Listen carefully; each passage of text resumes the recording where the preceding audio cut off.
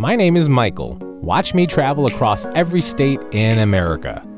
I'll visit some famous places, I'll visit some weird places, but more importantly, I'll try to interview the most inspiring and unique creatives I can find. Along the way, I'll talk gear and what I use to make it all happen. So watch 4 seconds of me in front of walls and enjoy the rest of this unboxing. Look at this wide angle. You already know from the title what it is, Rode VideoMic Pro Plus. I originally decided I would go simple on this trip and we would just bring the Rode VideoMicro, which is a tiny microphone, until you put on this windscreen. What I decided to do after that was just rely on a combination of this, the Sony gun mic, the GZ1M, and this JK Lavalier. But the quality on this gun mic is not that great. I did have a couple of Rode video mics, but before this trip I sold them. Why? Because of a few things. One, I didn't like the fact that it used 9-volt battery. The version I had was not the Ride Coat version. They were the version with the little suspended rubber bands, and those always came loose. Didn't like that. And this is just me, but I would forget to turn the switch on and off. Made me want to get rid of the mics, and so I did. Here is the Rode VideoMic Pro Plus, just released. It does look quite large. At least it's black, so it might not stand out as much, but I'm just gonna have to see with the camera mounted on. Rode has a 10-year warranty on their microphone, so long as you register it. Pretty great of Rode to do. I also heard that the design featured more resistance to interference. You know, sometimes with the old VideoMic Pro, if you're around things like electronics, you could pick up some frequencies unwarranted. Oh, yep, it's just as easy as they made it out to be in the videos.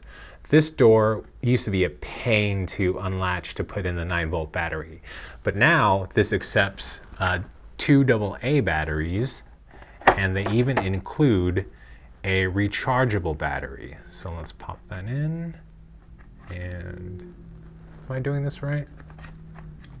Yep, looks like there's only one way to do that anyways. Fantastic. There's also a detachable cable, and it looks like there's a screw thread to lock it. This cable, whatever, I'm just complaining. You know what I could do is probably take the Rode VideoMicro. See, this Rode VideoMicro, $59. This cable that it came with feels more substantial, and I like the fact that it's coiled versus this, which just came in the box. Okay, so it's a rechargeable battery, and you can recharge it with the micro USB connector right here. You still have 2 levels of gain control, -10 padding and +20 dB, 150 and 75 high pass filter. So if you want to cut out some of the rumbles or crowd noise, that'll be great. There's also a frequency boost. So these 2 buttons together, and that's a frequency boost, give more presence, or it's a presence boost. So it gives more presence to things like your voice. Now this is a nifty feature because I'm all about that safety.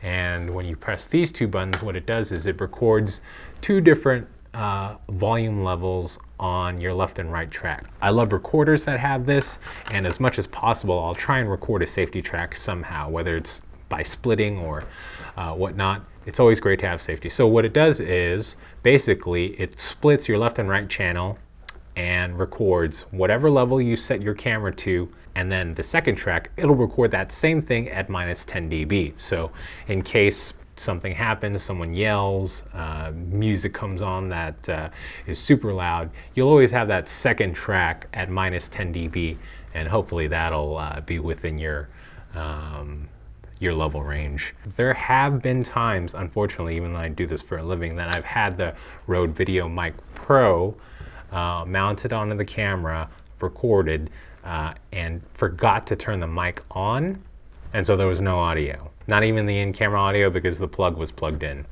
And then there have been even more times where I've finished shooting, popped this into my bag and forgot to turn it off, and I would drain this battery. What this does is it detects plug-in power. It uses plug-in power to detect whether the camera is on or off, and by that it'll automatically turn itself on and turn itself off. So now you don't have to ever worry about leaving the mic on or forgetting to turn it off. Rode claims that this design, let's see, it's even on the box, optimized windshield shape. They say it without a furry windscreen, it's more resistant to wind noise, so we'll see about that. It's fairly lightweight with this battery in here. Certainly not as light as these other two, but not that much heavier. And they do make a furry that I don't believe it goes on top of this. I think you slip this out just like I did, and you slip the furry version for extreme wind conditions. But if this can withstand moderate wind conditions, I think that'll be fantastic. It is quite a bit larger than I was hoping. So here are the mics side by side. Here's the Rode Video Micro, the Sony gun mic, the GZ1M, and the Rode VideoMic Pro Plus. You are listening to the JK Lavalier microphone. You know, when I do these interviews and when I do the voiceovers, I use different microphones. So I use the Sennheiser AVX with the ME2 Lav and the CAD ES100. I was using the E70, which is great, and the E100S, which I just got from CAD Audio, and that is magical. Now we go into nerd territory with a bunch of boring tests. Here's the setup. I have the Rode VideoMic Pro Plus mounted on the A7R II, and we're about an arm's distance away. That's typical vlogging style distance. I've left everything default settings, so we're at 0 dB on the microphone plus 12 dB on the A7R II.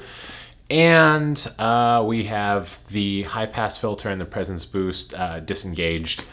Now we have the Sony GZ1M gun microphone mounted on top of the A7R II. As far as settings, remember, you have no options for settings. It's completely automatic gain control. The nice thing is no batteries, no wires on this microphone. I've heard a lot of complaints about this microphone, but my feeling is that they're maybe mistakenly using the zoom setting on the microphone. Just always leave it on the gun setting. Now we have the Rode Video Micro mounted on top of the A7R II. We have the in-camera gain set to plus 12 dB, and there are no settings and no batteries to worry about the Rode Video Micro. I actually really like this microphone. I just don't like its wind resistance and that big furry windscreen thing. Now we have the JK Lavalier from Amazon. I just say Amazon because I don't know where else you can get this microphone. One thing about this lav mic in combination with these Sony cameras is that it's really sensitive, and there's not enough padding on the cameras to get safe levels. I have to have the gain set on the A7R II to plus 1 dB, and there have been occasions where I've clipped. And plus 1 dB is its low setting. Other than that, and especially weighing heavily on the price, I think it's a great lavalier. For reference, here's the onboard camera microphone, the A7R II. Gain setting is at plus 19 dB. So this is a test of the Sony GZ1 microphone. It's Sony's gun zoom microphone, although the zoom part is frankly useless because it ends up using partially or in full the in-body microphone. All right, so we're now testing the Rode Video Micro, and despite its name, it's actually quite large. And you know, it always made me stick out when it was mounted on the camera, partly because of its size, but also partly because it was like light gray, mid-gray. I want to test the Rode VideoMic Pro Plus and its various settings. But what you're listening to right now is the microphone at flat setting, so nothing is engaged. Presence boost is not engaged, and we're at 0 dB on the microphone, and in camera we have set levels to plus 12 dB. Now we have the Rode VideoMic Pro Plus set to cut at 75, so the high pass filter is engaged, first stage. We've set the high pass filter to its second stage to cut at 150. Immediately I can hear less rumbling, less background noise. It sounds possibly a little bit tinnier, my voice, my vocal tone. So if you're in an environment where you know there's going to be a lot of, like, let's say crowd noise, like you're at NAB or any other conference, it might be a useful feature to have. Finally, we have presence boost. So I do feel like my voice is sticking out. Gain has been set the same. I have left the high pass filter on at 150. How's my hair? As you can tell from my hair, really windy, but I'm not hearing too much of your typical wind noise. Now what you're listening to is the JK Lavalier.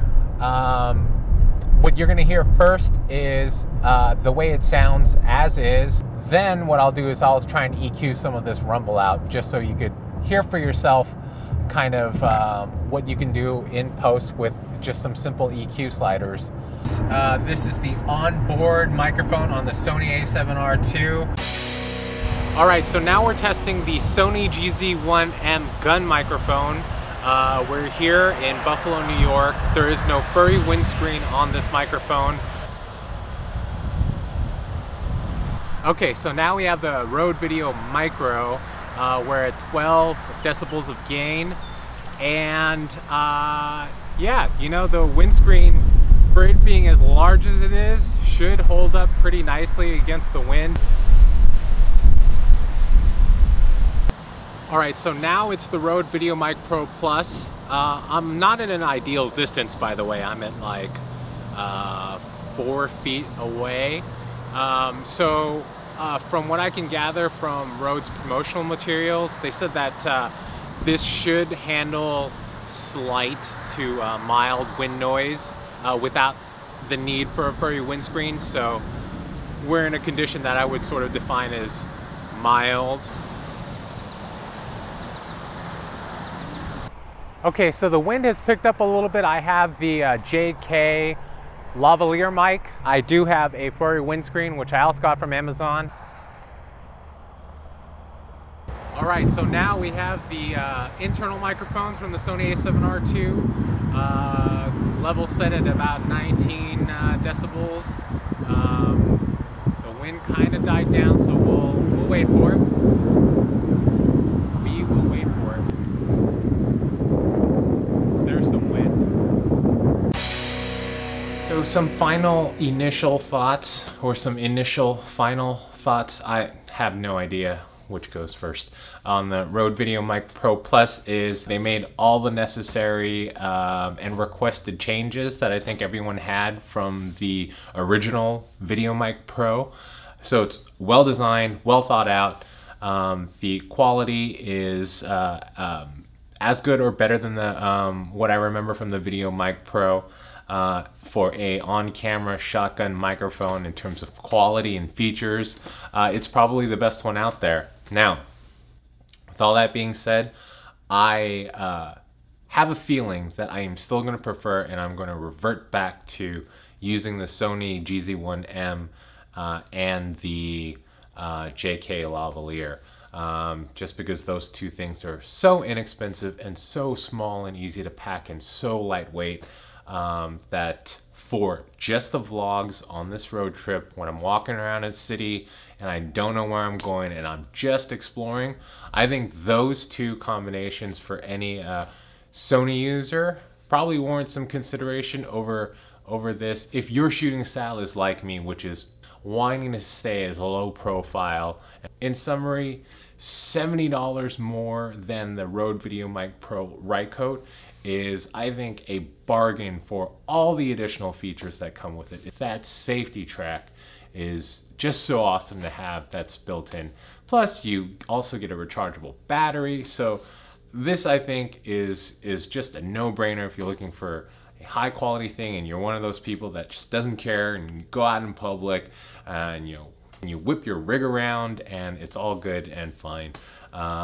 But for me, I just, I've been stopped enough times on this road trip by security asking me what I'm doing.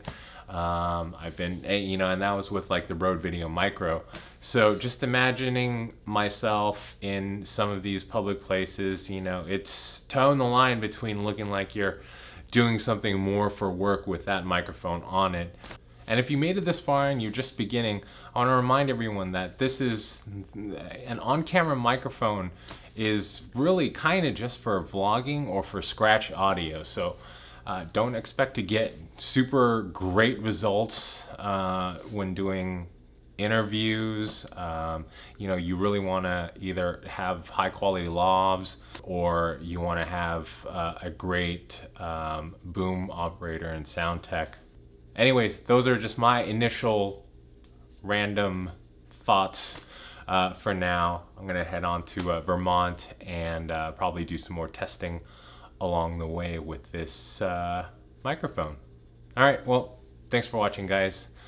We'll catch you on the next video. I gotta come up with some like exit line. This is so, well, nice seeing you again.